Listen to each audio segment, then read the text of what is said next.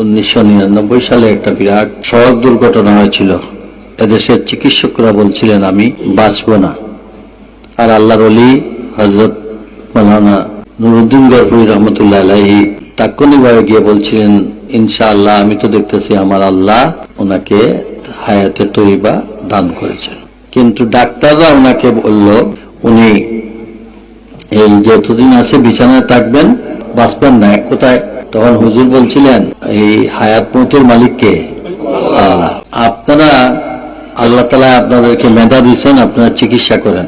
আমার আল্লাহ আপনাদেরকে সঠিক পথ দেখাবেন। ইনশাআল্লাহ আপনাদের চিকিৎসার মাধ্যমে উনি সুস্থ হবেন। আমার এই হাত ভেঙে 9 টুকরা হয়েছিল, ঘাড় ভেঙে গিয়েছিল, চোখ বেরিয়ে আসছে।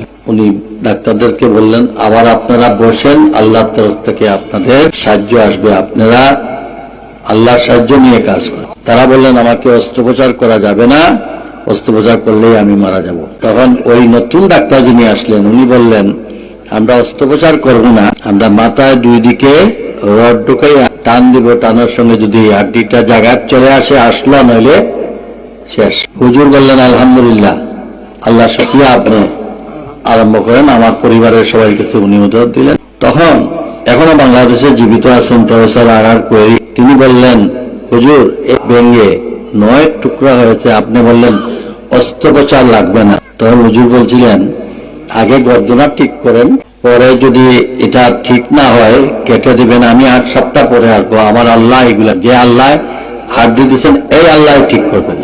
আমার মাথাটা ধুলাই করা হলো, আমার তখন চোখ বেরিয়ে আসলো, দাঁতের মাড়ি ভেঙে গেছে, হাত ভেঙে গেছে, বুঝতে পারছেন, মানে ওই রড ঢোকানো। তখন আমাকে হুজুর বলছিলেন একটা আমল আপনি করেন, মৃত্যু থেকে কেউ রেহাই পাবে, আপনার এনেস্থেসিয়া দিতে পারবে। তো আপনি মনে করেন আপনার শুধু বলবেন আমার আল্লাহ আমার জন্য যথেষ্ট, মানে হাসবুনাল্লাহু নি'মাল ওয়াকিল, নি'মাল মাওলা, নি'মাল নাসির।